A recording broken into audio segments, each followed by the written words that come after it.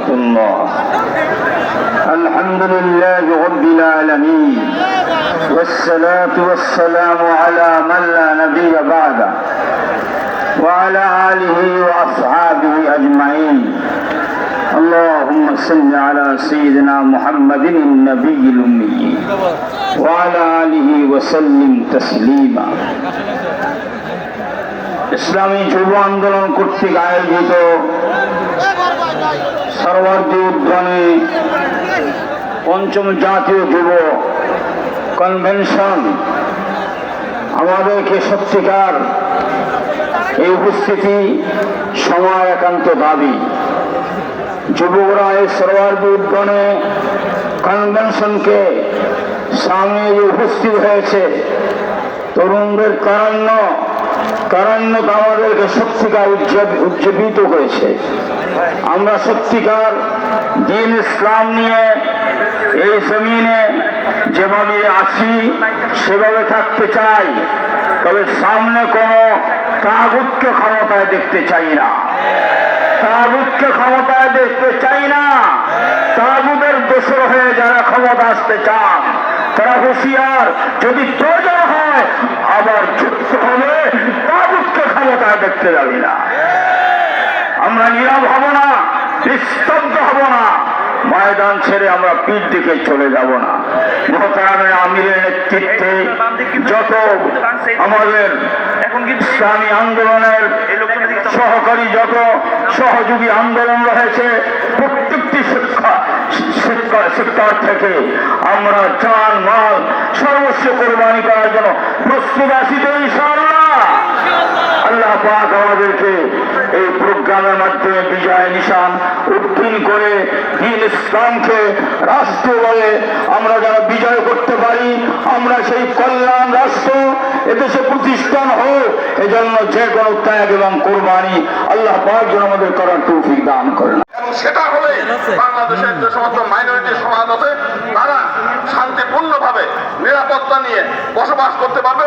সেটা আমরা চরমনার হুজুরের অতীত ইতিহাস থেকে আমরা দেখেছি, 1971 সালেও দেখেছি, পরবর্তীকালে এই 5 তারিখের ঘটনা আমরা দেখেছি যে আপনারা প্রত্যেকটি মন্দির পাহারা দিয়েছেন, গ্রামে গঞ্জে সমস্ত দিয়েছেন। সেজন্য সমগ্র হিন্দু সমাজ আপনাদের কাছে কৃতজ্ঞ। আমরা চাই আগামী দিনে আপনাদের মাধ্যমে এই দেশ পরিচালিত হবে, তবেই আমরা একটা সুখী, সমৃদ্ধিশীল এবং অসাম্প্রদায়িক বাংলাদেশ পাবো। ধন্যবাদ। ইসলামী যুব আন্দোলন বাংলাদেশ কর্তৃক আয়োজিত আজকে জাতীয় যুব কনভেনশনের সম্মানিত সভাপতি, প্রধান অতিথি, দেশের লক্ষ কোটি মানুষের আস্থাভাজন নেতা জ্যোতি সাহেব চরমরাই সহ জাতীয় কেন্দ্রীয় নেতৃবৃন্দ এবং সংগ্রামী যুবক ভাইয়েরা, সময় কম, বাংলাদেশে রাষ্ট্র সংস্কার নিয়ে কাজ চলছে, কিন্তু কিছু কিছু রাজনীতিবিদগণ বলছেন যে এত সংস্কার প্রয়োজন নাই, দ্রুত একটা নির্বাচন দেন, নির্বাচন হলে যারা নির্বাচিত হবে তারা গিয়ে সংস্কার করবে। আমার মনে হয় এটা বাংলাদেশের 1% মানুষও বিশ্বাস করে না। এই আগে যারা এক সময় ক্ষমতা থেকে বিতাড়িত হয়েছিল তারা আবার ক্ষমতায় এসে বাংলাদেশের ভালো কাজ করবে, সংস্কার করবে। আমরা বলতে চাই, আপনার নির্বাচনের কথা পরে বলবেন, এটা তত্ত্বাবধায়ক সরকার নয়, এটা অভ্যুত্থান পরবর্তী সরকার। এই সরকারের মূল কাজ হলো সংস্কার করা। যেই কারণে যুবকরা, ছাত্ররা জীবন দিয়েছিল, সেই কাজ না হওয়া পর্যন্ত নির্বাচন যেন তেনভাবে দিলে এই রাষ্ট্রের কোনো উন্নতি হবে না, জনগণেরও কোনো ফায়দা হবে না। আমরা এই বন্ধুগণ গত কয়েকদিন আগে রিপোর্ট বেরিয়েছে, বাংলাদেশে বর্তমানে যুবক বেকার আছে 1 কোটি যুবক। বাংলাদেশে 1/3 হলো যুবক। দেশের জনসংখ্যা যদি 18 কোটি হয়, 6 কোটি হলো যুবক। এই যুবকদেরকে বেকার রেখে, এই যুবকদেরকে অবহেলিত রেখে এই দেশের ভাগ্য পরিবর্তন হতে পারে না। যুবকদেরকে দেশের সর্বস্তরে এগিয়ে দিতে হবে, রাষ্ট্র সংস্কারে তাদেরকে কাজে লাগাতে হবে, রাষ্ট্রের গুরুত্বপূর্ণ স্থানে যুবকদেরকে স্থান দিতে হবে। বয়স্ক যারা আছেন, যারা রিটায়ার্ড পারসন, তাদেরকে আমাদের যুবকদের মাথার উপরে রেখে যুবকদেরকে মূল স্টিয়ারিং দিতে হবে, তাহলে এই দেশ এগিয়ে যাবে। এই দেশের যুবকরা গণ অভ্যুত্থান যেমন করেছে, আগামী দিনে গণ হিসেবে এই দেশকে গড়ে তুলবে ইনশাআল্লাহ। বিসমিল্লাহির রহমানির রহিম। সংগ্রামী উপস্থিতি, 53 বছর যাবৎ এই জাতি তুষের আগুনে চলছে। বিশেষ করে বিগত 15 বছর সকল জুলুমের সীমা লঙ্ঘন করা হয়েছে। আমরা চেঙ্গিস খান নাম শুনেছি, খালাকু খার কথা শুনেছি, রানী ইসাবেলার কথা শুনেছি, অশোকার কথা শুনেছি, মানুষের মাথা দিয়ে মিনার বানিয়েছে। আমরা আবু জেহেল নমরুদের কথা শুনেছি, কিন্তু দেশের স্বার্থ বিক্রি করে ক্ষমতায় যাওয়ার জন্য এইভাবে গোলামি চুক্তি করে এরকম কোনো জালেমের কথা শুনি নাই। সংগ্রামী বন্ধুগণ, আপনারা জানেন নামকে অস্ত্রের শুল্কের পরিবর্তে ট্রানজিটের ব্যবস্থা করা হয়েছে। সেখান থেকে ভারতের গাড়ি আসবে, তার ভিতরে কি বিস্ফোরক আছে নাকি অস্ত্র আছে সেটা দেখারও কোনো অধিকার আমাদের থাকবে না। ইকোনমিক্যাল জোনে ব্যবসা কোম্পানি যে ডেভেলপ করতেছে, সেই মিরেরসরাইতে 900 একর জমি ভারতের জন্য বরাদ্দ রাখা হয়েছে। ভারত থেকে মৈত্রী সেতুর মাধ্যমে সেখানে আসবে। সেখানে কি বাংলাদেশ দখল করার জন্য ক্যান্টনমেন্ট করা হয়, নাকি যুদ্ধের ট্রেনিং দেওয়া হয়, নাকি কুকি চীনকে সহযোগিতা করা হয়, সেটা দেখার পর্যন্ত আমাদের অধিকার থাকবে না। এরকম ভাবে আজকে পরিবেশের দোহাই দিয়ে বাংলাদেশের পাথর উত্তোলন বন্ধ রেখে ভারতের পাথর আনার ব্যবস্থা করা হয়েছে। আজকে বাংলাদেশের যত মোটরসাইকেল দেখবেন ইন্ডিয়ান, যত ট্রাক দেখবেন ইন্ডিয়ান, সিএনজি দেখবেন ইন্ডিয়ান। এমনকি বাংলাদেশের শিক্ষা সিলেবাসের বই ছাপানোর জন্য বাংলাদেশে এত প্রেস থাকা সত্ত্বেও ভারত থেকে সেই বই ছাপিয়ে আনার ব্যবস্থা করা হয়েছে। এভাবে বলতে থাকলে সারা রাত্র বললেও শেষ হবে না। যার ফলশ্রুতিতে 28,600 কোটি টাকা এই দেশ থেকে বিদেশে পাচার হয়েছে এবং বাংলাদেশ প্রত্যেকটা জনগণ 13 লক্ষ টাকা ঋণের বোঝা মাথায় নিয়ে দিন যাপন করতেছে। সংগ্রামী বন্ধুগণ, এরপরে জুলুম, আয়নাঘর, আলেম ওলামা সহ এমন কোন অন্যায় নাই যা এই ফেসিবাদ পতিত সরকার করে নাই। সংগ্রামী বন্ধুগণ, আমার দেশের লক্ষ লক্ষ যুবক যেটাকে বেকার, শিক্ষিত যুবক, সেখানে ভারতে প্রায় 6 লক্ষর উপরে মানুষের চাকরির ব্যবস্থা করা হয়েছে। বৈধ অবৈধ মিলে 22 লক্ষ ভারতীয় নাগরিক বাংলাদেশে ইনকাম করার ব্যবস্থা করা হয়েছে। আজকে আল্লাহ পাকের শুকর, এই জুলাই আগস্টের বিপ্লবের মাধ্যমে মুক্ত এবং আবু সাইদদের জীবনের বিনিময়ে আমরা এই ভয়ঙ্কর বিপদ থেকে বেঁচেছি, কিন্তু এখনো বাংলাদেশের মানুষ বিপদ মুক্ত হয় নাই। এখনো ষড়যন্ত্র চলছে। অনেককে দেখা যায় ভারতের সুরেশ কথা বলতেছে, ভারত নির্বাচন চায়, অনেকে তারাও নির্বাচন চায়, গণতন্ত্রের দোহাই দেয়। আমি জিজ্ঞাসা করি, আপনারা কোন গণতন্ত্র কায়েম করতে চাচ্ছেন? 72-এর নাকি 91, নাকি 96-এর গণতন্ত্র, নাকি 2001-এর গণতন্ত্র? সেই গণতন্ত্রের মাধ্যমে এই বাংলাদেশ 5 বার দুর্নীতিতে চ্যাম্পিয়ন হয়েছে, এরকম গণতন্ত্র বাংলাদেশের জনগণ চায় না। সংগ্রামী বন্ধুগণ, এই ভোটের মাধ্যমে জাতির ভাগ্যের পরিবর্তন হবে না।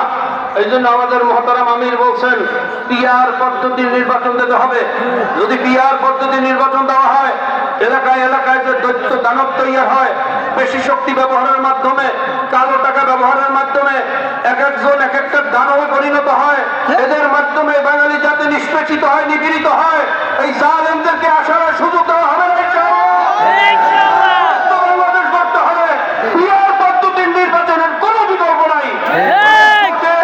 আর বিগত দিনের আগের সেই নমুনার ভোটে এই জাতির ভাগ্যের পরিবর্তন হবে না। মনে রাখবেন, ইসলামপন্থীরা যদি জোট করে, সিবিবি সহ বামপন্থীরাও জোট করবে, 2 ভাগে যখন দেশ ভাগ হবে, বিদেশি পশ্চিমা শক্তিগুলো ইসলামের বিরুদ্ধে অবস্থান গ্রহণ করবে।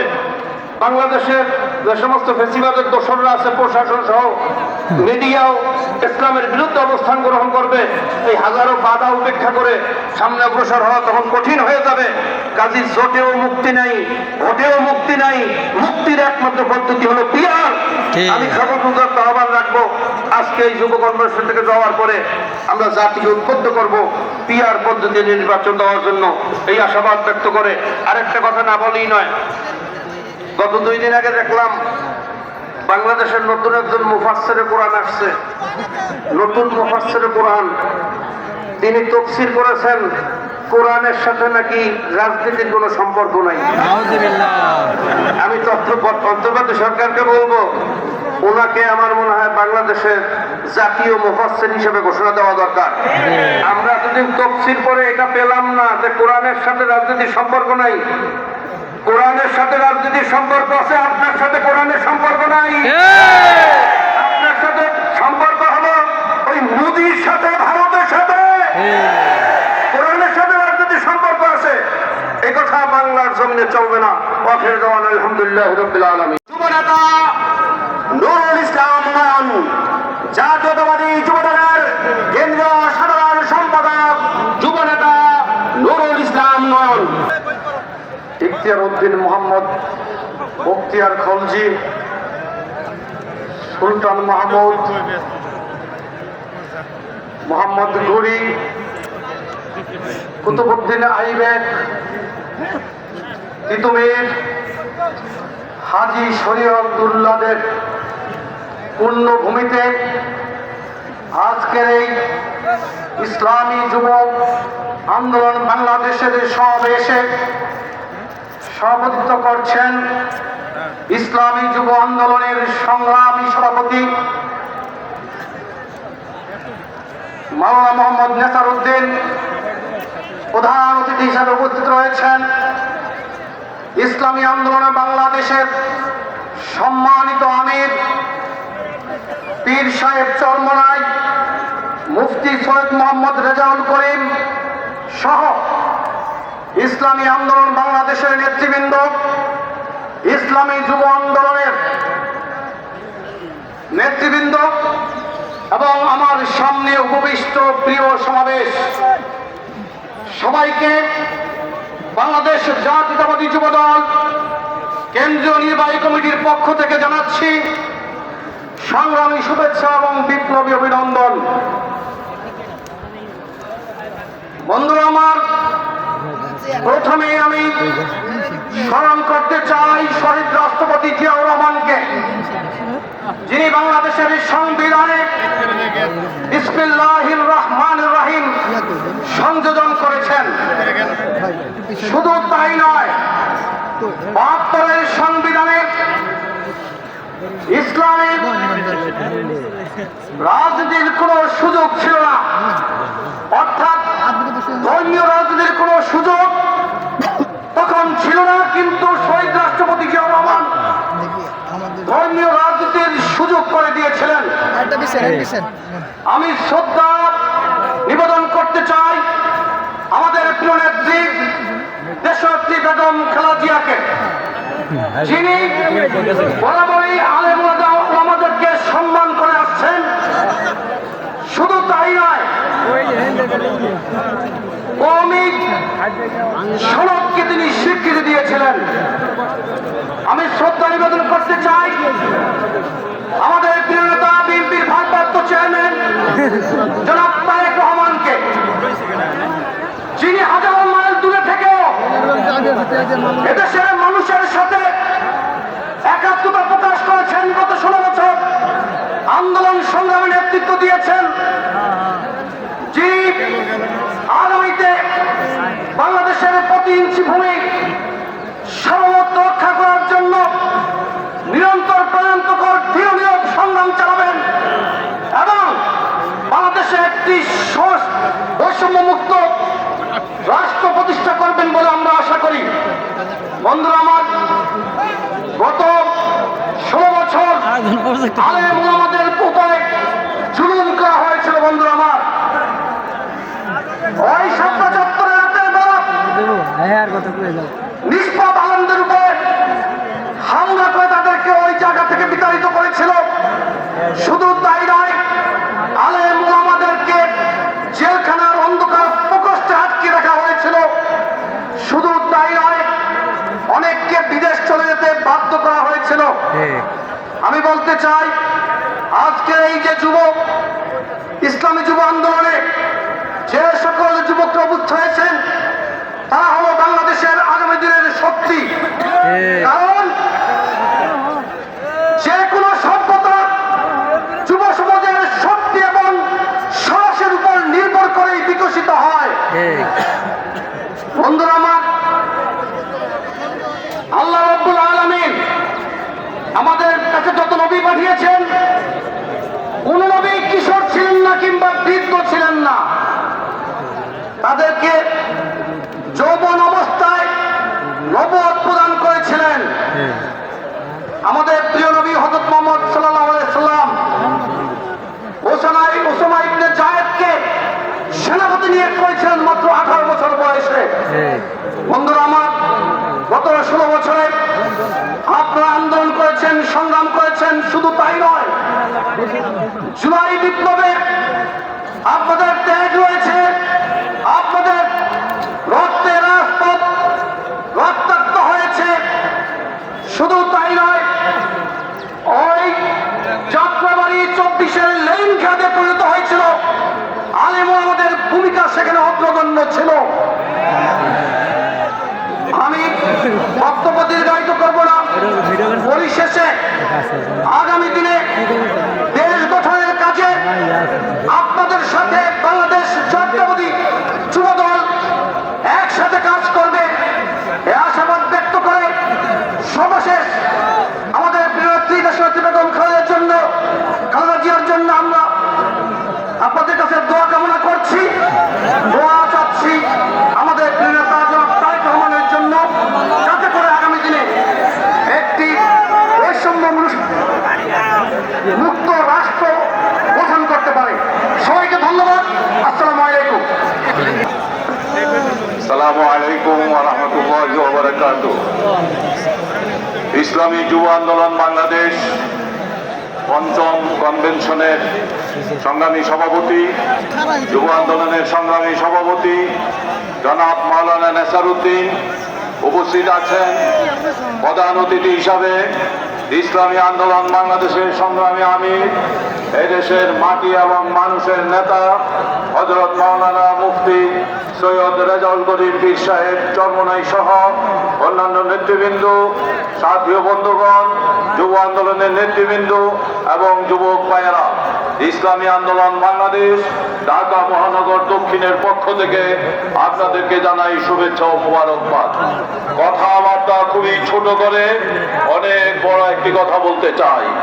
সেটা হলো 53 বছরের কারা ক্ষমতায় ছিল, আমরা এদেরকে চিনি। ক্ষমতায় যাওয়ার আগে সুন্দর সুন্দর কথা বলেছেন, ক্ষমতায় গিয়ে শোষণ করেছেন। জুলাই আগস্টের বিপ্লবের রক্ত দেওয়া একটি বিপ্লবের মাধ্যমে আমরা সেই দেশকে অভ্যুত্থান হয়েছে, অভ্যুত্থান সফল হয়েছে। সফলতার 5 দিন যেতে না যেতেই 5 আগস্ট থেকে বিভিন্ন ঘাট দখল শুরু করেছে,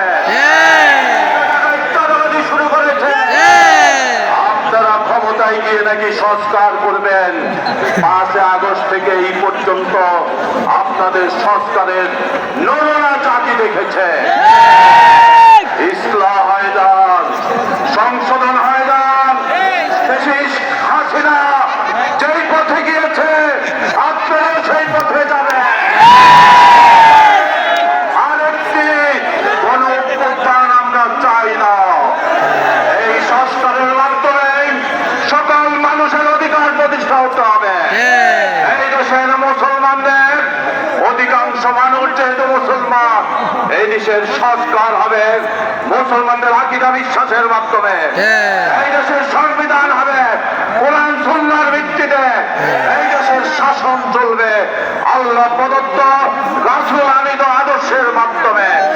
কিন্তু সকল ধর্ম বর্ণ নির্বিশেষে সকালের অধিকার এখানে প্রতিষ্ঠিত হবে। যুবক, শ্রমিক, আন্দোলনের কর্মী, আসুন গ্রামে গঞ্জে শহরে বন্দরে সবাইকে দাওয়াত দিয়ে সংঘবদ্ধ করে চরমনের বিশ্বাসের নেতৃত্বে একটি সংগ্রামের জন্য প্রস্তুতি গ্রহণ করে সবাইকে ধন্যবাদ, যুব আন্দোলনকে ধন্যবাদ। আসসালামু আলাইকুম ওয়া রাহমাতুল্লাহি ওয়া বারাকাতুহু। সংগ্রামী সহযোদ্ধা বন্ধুগণ, এদের প্রতি আমি বিনীতভাবে বলতে চাই, জনগণ মনে করে আমরা মনে করি আপনারা অতীত থেকে শিক্ষা গ্রহণ করেন নাই, আপনাদের অতীত চরিত্র পরিবর্তন হয় নাই, আপনারা সংশোধন হন নাই। আমরা বিনীতভাবে অনুরোধ জানাচ্ছি, আপনারা সংশোধন হয়ে যান। আপনারা নীতিবাক্য উপর থেকে বলেন, নিচের দিকে আপনাদের কোনো কথা শোনে না। তাহলে আপনারা যারা নিজেদের কর্মীদেরকে নিয়ন্ত্রণ করতে পারেন না, তারা কিভাবে দেশ নিয়ন্ত্রণ করবে? এটা আমাদের বুঝে আসে না। বর্তমান অন্তর্বর্তীকালীন সরকারকে বলতে চাই, তাদের মধ্যে সিদ্ধান্তহীনতা বিরাজ করছে। আমাদের কাছে মনে হয় তারা পরিকল্পনা করে এগুচ্ছে না। যেদিক থেকে তাদের উপরে চাপ আসে তারা ওদিকেই মেলে যায়। এটা তো ঠিক নয়। গতকালকে প্রধান উপদেষ্টার সাথে আমাদের একটি বৈঠক ছিল। তিনি বলেছেন, আপনারা যখন একসাথে বসি রাজনৈতিক দলগুলো আমি শক্তি পাই, আবার পাশে না থাকলে মাঝে মধ্যে একাকিত্ব অনুভব করি, আমি একা হয়ে যাই। তার মানে তিনি এখনো পর্যন্ত নিজের উপর আত্মবিশ্বাস নেই। আমরা পরিষ্কার বলতে চাই, আপনি জুলাই বিপ্লবের পরে ঐক্যবদ্ধভাবে জনগণ আপনাকে গ্রহণ করেছিল, আপনাদেরকে বসিয়েছে।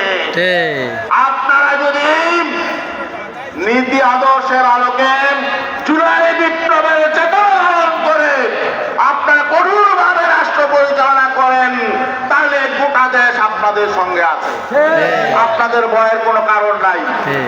আর একটা বিষয় আমি বলতে চাই, আমাদের বাংলাদেশের ইসলামপন্থী যে সমস্ত রাজনৈতিক সংগঠনগুলো আছে তাদের প্রতি আমাদের অনুরোধ হলো, জনগণ মনে করছে বাংলাদেশের সকল ইসলামপন্থী শক্তি যদি ঐক্যবদ্ধ হয়, তাহলে আগামী নির্বাচনে জনগণ ইসলামপন্থী শক্তিকেই বিজয়ী করবে। অতএব আপনারা জনগণকে হতাশ করবেন না। আপনারা কোন দুর্নীতিবাদের সহযোগী শক্তি হবেন না। কাউকে ক্ষমতায় যাওয়ার জন্য নিজেরা সিঁড়ি হিসাবে ব্যবহৃত হবেন না। সর্বশেষ আমি আমাদের এই যুব আন্দোলনের যুব নেতারা যারা এখানে উপস্থিত হয়েছেন, বাংলাদেশের প্রায় 40,000 ওয়ার্ডের নেতা আপনারা। আগামী নির্বাচনে প্রকৃত লড়াই আমাদের হবে। আপনারা কি সেই লড়াইয়ে বিজয়ী হতে চান? এখনই কিন্তু নির্বাচনে যেন তেন ভাবে বিজয়ী হওয়ার জন্য বিভিন্ন মেকানিজম শুরু হয়ে গেছে। যারা অতি দ্রুত নির্বাচন চায়, তারা ভোট সেন্টার গুলো নিয়ন্ত্রণের জন্য মাস্তানদেরকে তারা সংগঠিত করছে। এখন তারা চাঁদাবাজি করে অর্থ সংগ্রহ করছে, আর নির্বাচনের দিন তারা ভোট সেন্টার দখল করবে। আর আমি আমাদের এই যুব শক্তিকে বলতে চাই, এই বাংলাদেশে জাতীয় নির্বাচনে প্রায় 42,000 ভোট সেন্টার রয়েছে। এই 42,000 ভোট সেন্টার পাহারা দিতে হবে। তার আগে ভোটার তালিকা ঘরে ঘরে গিয়ে সংশোধন হবে। যারা ভোটার হয় না এখনো, প্রত্যেক এলাকায় গিয়ে গিয়ে বাড়িতে গিয়ে গিয়ে তাদেরকে ভোটার তালিকায় তাদের নাম অন্তর্ভুক্তির জন্য সহযোগিতা করতে হবে। এবং আরেকটা আমাদের বড় কর্মসূচি হলো, স্থানীয় সরকারের 65,000 প্রতিনিধি রয়েছে। ইউনিয়নের ওয়ার্ড মেম্বার, ইউনিয়ন চেয়ারম্যান, উপজেলা চেয়ারম্যান, ভাইস চেয়ারম্যান এবং পৌরসভার কাউন্সিলর, মেয়র সহ প্রায় 65,000।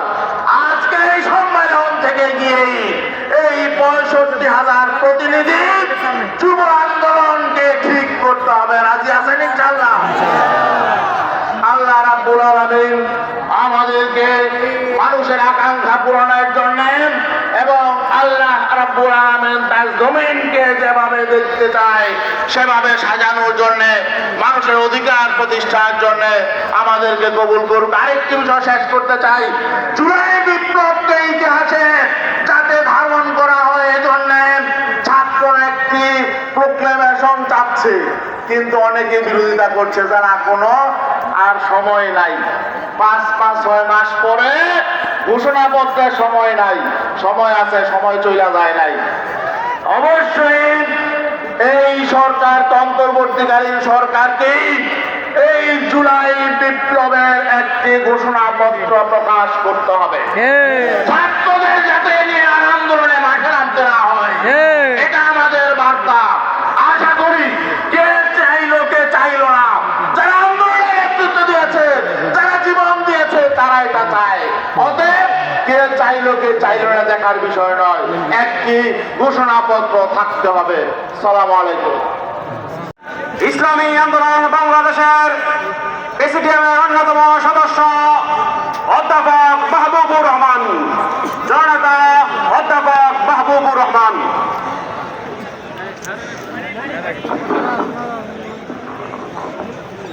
আসসালামু আলাইকুম ওয়া রাহমাতুল্লাহি ওয়া বারাকাতুহু।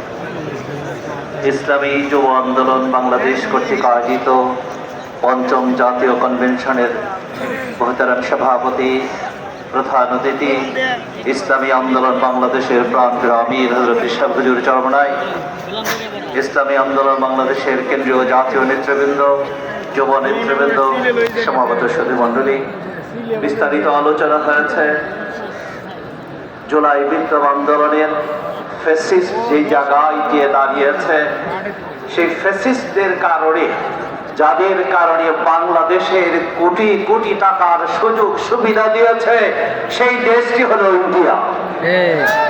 এবং সেই ইন্ডিয়ার কারণেই বাংলাদেশের লাল সবুজের সে পতাকা পর্যন্ত পড়িয়েছে। আমরা স্পষ্ট বলতে চাই, বাংলাদেশের 1 ইঞ্চি জায়গা বাংলাদেশের একটি মুসলমান বেঁচে থাকতে দরকার দেবে না।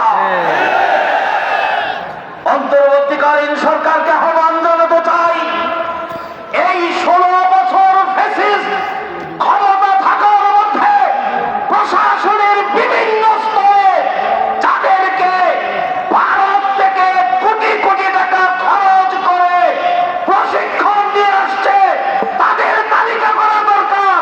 কি শিখেছেন এখন তারা কি ইমপ্লিমেন্ট করছে? প্রিয় ভাইরা আমার, আজকে বাংলাদেশের অবস্থান তৈরি হয়েছে, যেখান থেকে আসছে সেখানগুলো, এই জন্য আহ্বান করতে চাই, আমরা আজকে যারা করতে চাই তাদের বিরুদ্ধে।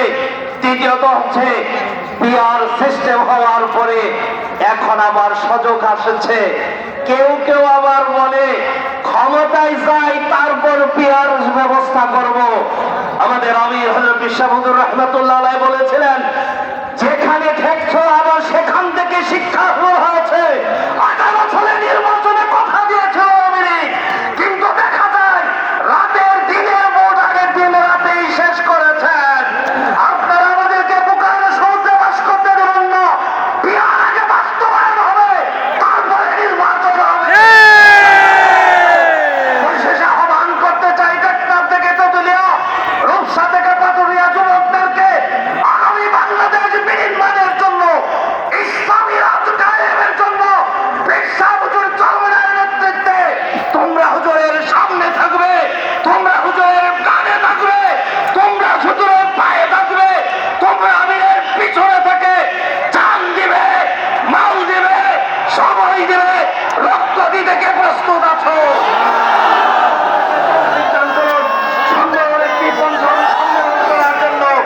ইসলামী আন্দোলন বাংলাদেশের পক্ষ থেকে যুব নেতৃবৃন্দকে আলহামদুলিল্লাহ রাব্বিল আলামিন, والصلاة والسلام على سيد المرسلين وعلى آله وصحبه أجمعين। ইসলামী যুব আন্দোলন কর্তৃক আয়োজিত ঐতিহাসিক এই মহাসমাবেশের সম্মানিত সভাপতি, এই মহাসমাবেশের প্রধান আকর্ষণ ইসলামী আন্দোলন বাংলাদেশের অবিসংবাদিত নেতা আমির সর্বনার হযরত পীর সাহেব কিবলা, নায়েবে আমির মহোদয় সহ সম্মানিত সুধী মণ্ডলী এবং আমার সামনে উপস্থিত সম্মানিত যুবক ভাইরা, আমি আবারও জানাচ্ছি আসসালামু আলাইকুম ওয়া রাহমাতুল্লাহি ওয়া বারাকাতুহু। আজকে এই মহাসমাবেশে আমি দীপ্ত কণ্ঠে ঘোষণা করতে চাই যে আগামীর বাংলাদেশ ইসলামী আন্দোলনের বাংলাদেশ। বাংলাদেশে ইসলাম এসেছে আউলিয়া কেরামের মাধ্যমে, আবার এই দেশে ইসলাম প্রতিষ্ঠিত হবে সেই আউলিয়া কেরামদের মাধ্যমে। বাংলাদেশে শরিয়াত এবং ইলমে মারিফাত উভয়ের সমন্বয়ে রাজনৈতিক দল হিসাবে ইসলামী আন্দোলন বাংলাদেশের কোনো বিকল্প নাই। অতএব আমি নিজে কখনো এখন পর্যন্ত রাজনৈতিক দলে নাম লেখাইনি, কিন্তু আজকে আমি সম্মানিত আমির এবং বিশেষ করে নায়েবে আমির মহোদয়দের আবেদনে আমার মনে অনুপ্রেরণা জেগেছে। ইনশাআল্লাহ মুকামি দরবারের মাহফিলে 26শে ফেব্রুয়ারি নায়েবে আমির মহোদয় যাবেন, ওই দিন বিশাল ঘোষণা হবে ইনশাআল্লাহ। সম্মানিত ভাইরা, আজকে এই বাংলাদেশ ইসলামী আন্দোলনের বাংলাদেশ, এটা আমার মনে দিয়ে বিশ্বাস করো। আজকের এই সমাবেশে আমি উপস্থিত পেয়েছি হিন্দু, বৌদ্ধ, খ্রিস্টান সহ সমগ্র রাজনৈতিক দলদের। আমি আজকে সমস্ত বাংলাদেশের পীর মাশায়েখদেরকে আহ্বান জানাবো, সমগ্র বাংলাদেশের দরবারগুলোকে আহ্বান জানাবো, সমগ্র বাংলাদেশের ইসলামী দলগুলোকে আহ্বান জানাবো, ইসলামপন্থী দলগুলোকে আহ্বান জানাবো। আসুন সকলে ঐক্যবদ্ধ হয়ে ইসলামী আন্দোলনের পতাকা তলে চরমনার পীর সাহেবের পতাকা তলে ঐক্যবদ্ধ হই। আজকে এই মহাসমাবেশে আমার যুবক ভাইদের কাছে একটি আহ্বান, আগামীর বাংলাদেশ ইসলামী বাংলাদেশ গঠন করতে যুব সমাবেশের অনেক ভূমিকা রয়েছে। চরমনাই হুজুরের নেতৃত্বে এই ময়দানে যে সমস্ত যুবক ভাইরা রয়েছে, কে কে রাজিয়েছ জান দিবে, মাল দিবে, রক্ত দিবে।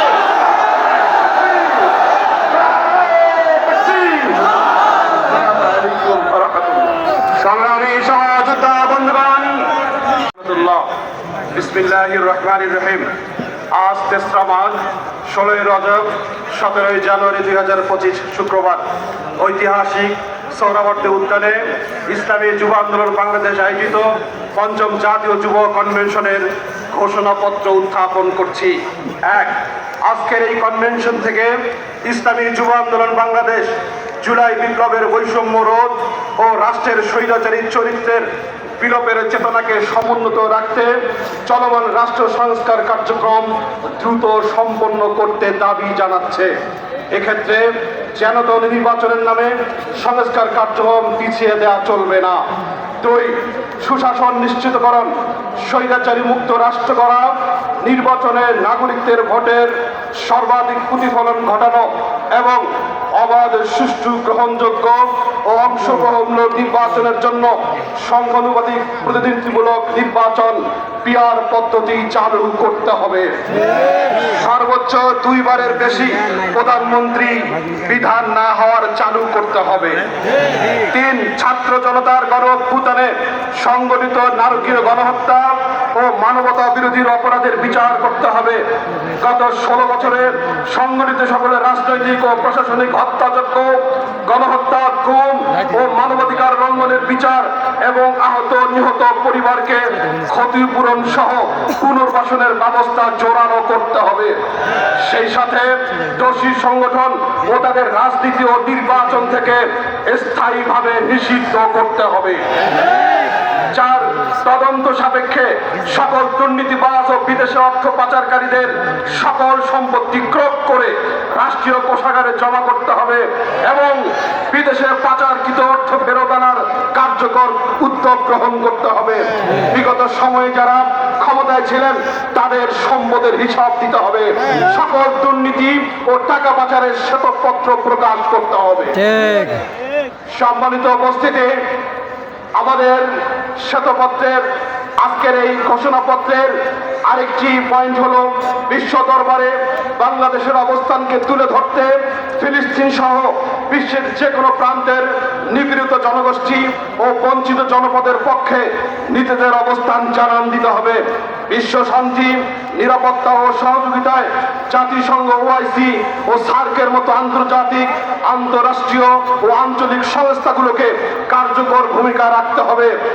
সেই সাথে ইন্টারনেট পরিষেবাকে নিয়ন্ত্রিত ও পরিশীলিত করে অশ্লীলতা, দাহায়াপনা ও পর্নোগ্রাফির সয়লাভ রুখে দিয়ে ইফটিজিং, ধর্ষণ, ব্যভিচার ও অন্যান্য সকল অপরাধ প্রবণতার বিরুদ্ধে কার্যকর ব্যবস্থা গ্রহণ করতে হবে।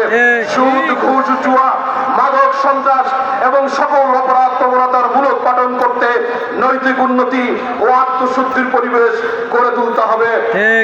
আমাদের আজকের কনভেনশন পত্রের ঘোষণাপত্রের আরেকটি পয়েন্ট হলো নারী নির্যাতন, হয়রানি ও ধর্ষণ বন্ধে আইনের যথাযথ প্রয়োগের মাধ্যমে অপরাধের শাস্তি নিশ্চিত করতে হবে।